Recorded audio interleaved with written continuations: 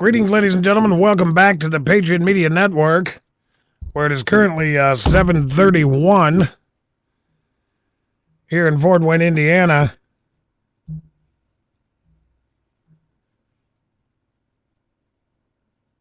And it is currently 81 degrees.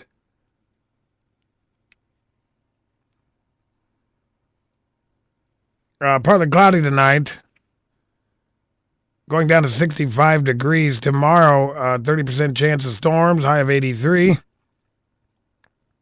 I'm sorry, 50% chance of storms, high of 83.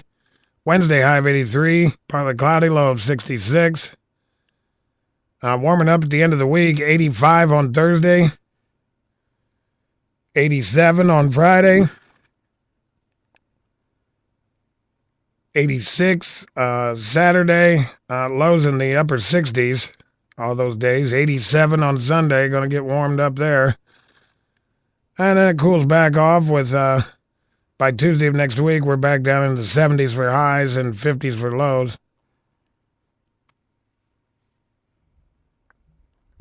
One of them weird years it really doesn't even feel like, never really felt like summer quite got here. And part of it, we're slow at work, too. Work's a little slow right now, so usually this is my,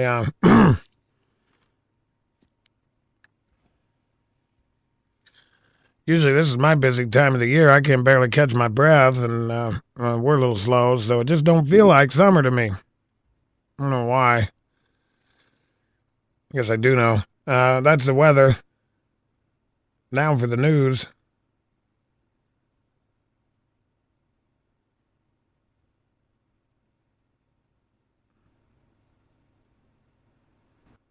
Dateline. Actually, Franklin, Tennessee, but this affects the Fort Wayne area. Hospital operator Community Health Systems said a cyber attack took information on more than 4.5 million patients from its computer network. Earlier this year, Community Health System owns Lutheran Health Network here in Fort Wayne.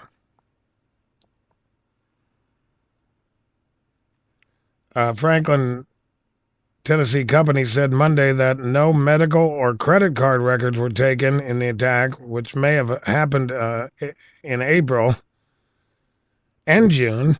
But community says the attack did bypass its security systems to take patient names, addresses, birth dates, phone numbers, and social security numbers. That's great.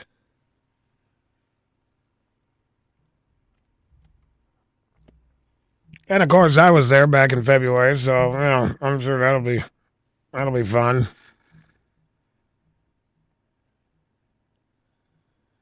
Hospital operators said it believes the attack came from a group in China that used sophisticated malware and technology to get the information.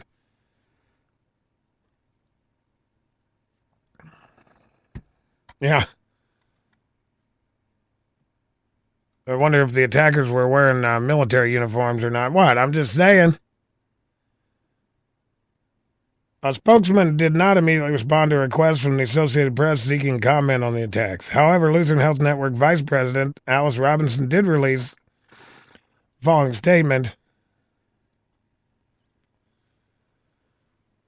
Limited personal identification data belonging to some patients who were seen at physician practices and clinics affiliated with Lutheran Network over the past 5 years was transferred out of our organization in a criminal cyber attack. Limited.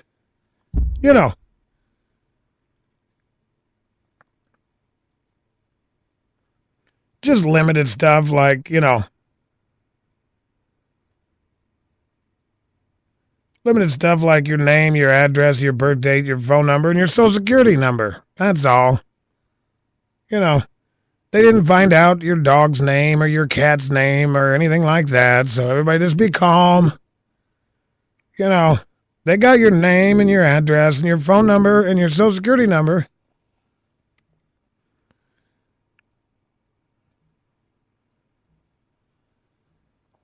But, that's just limited information.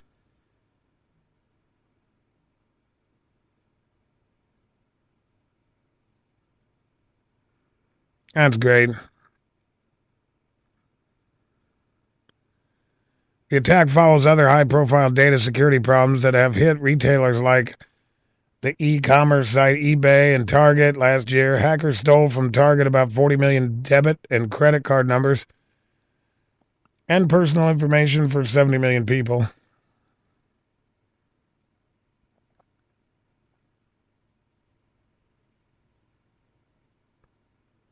Yeah, we'll see how that works out for them.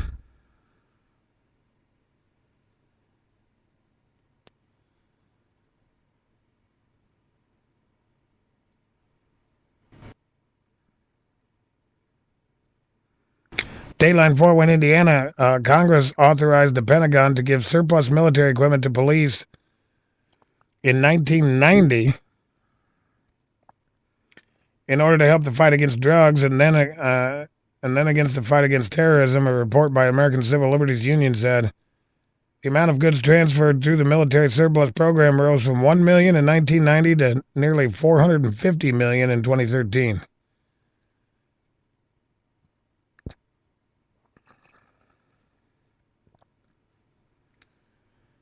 According to the spreadsheet from the Indiana Department of Administration, Northeast Indiana has received more than $2 million worth of surplus military equipment since 1998 as part of that program. This is how it breaks down county by county. Adams, $51,000. Allen, $210,000. DeKalb, $156,000. Huntington County,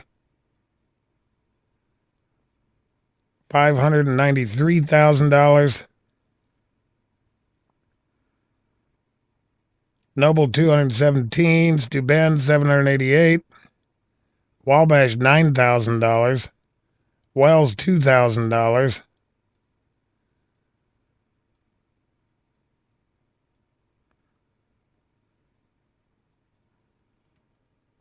Among the equipment given to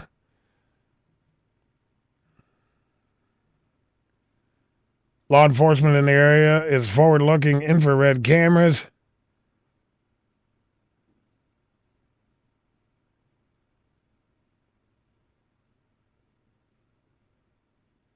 including Raytheon. It's a piece of equipment for military and civilian planes that sense infrared radiation.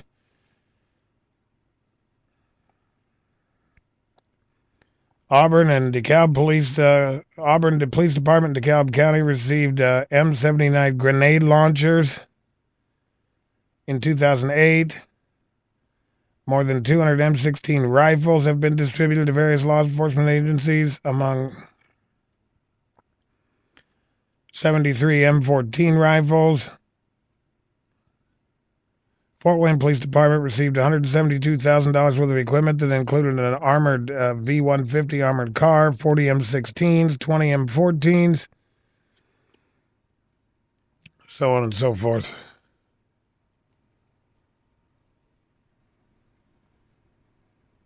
Kind of a backstory, to people have been interested now, that the St. Louis Police Department has displayed quite a bit of military gear.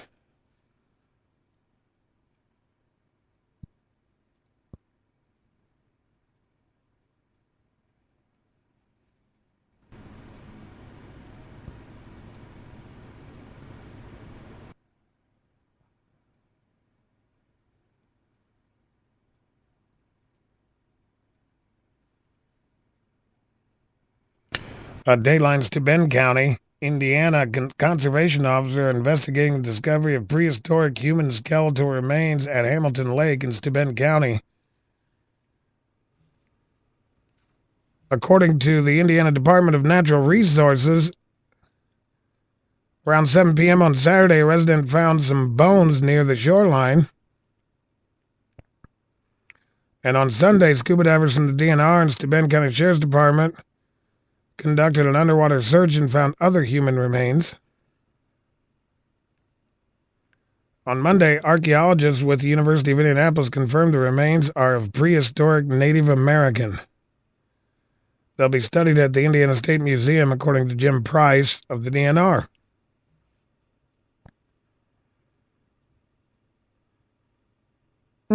Interesting.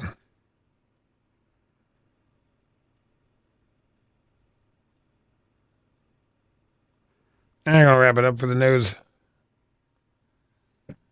Moving on. I want to get to the Ferguson situation tonight, but before we do, I got a story here that just outrageous, ladies and gentlemen.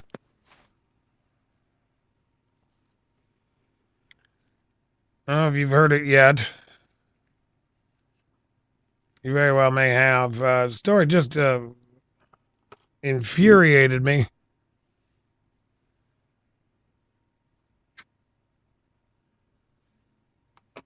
Nobody's really sure what the president came back from Martha's Vineyard because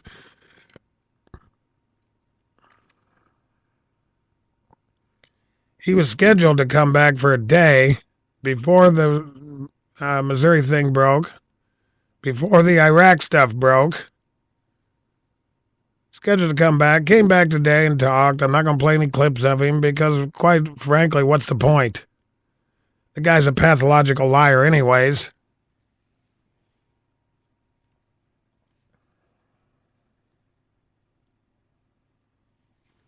All he does is talk.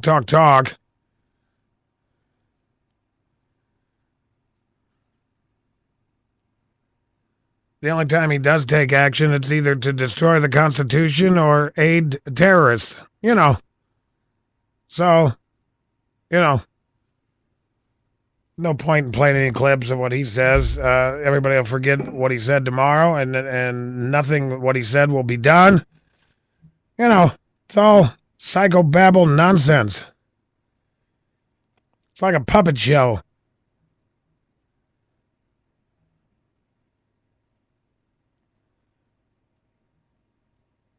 But he had time to come back and tell us that the damn dam in Iraq is, in Mosul is now back under the control of the Iraqis and the Kurds.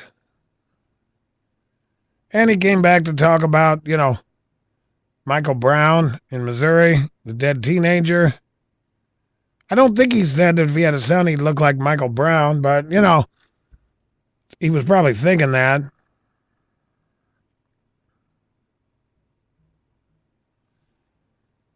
But that's not what upsets me, ladies and gentlemen. What upsets me is what he didn't do, what he didn't have time for.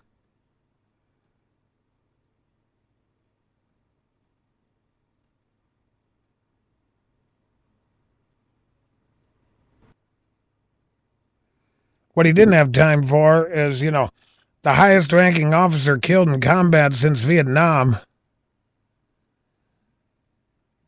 And at the funeral,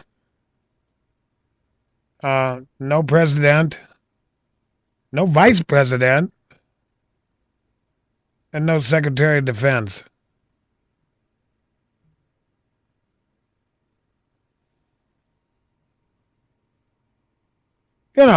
He's golfing. The highest ranking military officer killed since the Vietnam War.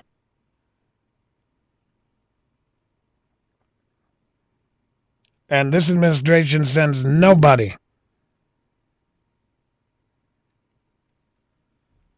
Oh, yeah, and by the way, Hillary Clinton, where were you? You were pretty high up there, in this administration. If you were running for president, if I were running for president, even if I weren't running, if I lived in the same town, if I was the dog catcher, if I was your trash guy, if I was the guy that hung onto the back of the trash truck, and rode around in all inclement weather loading up trash. If the general would have been buried in my town, I would have been at his funeral.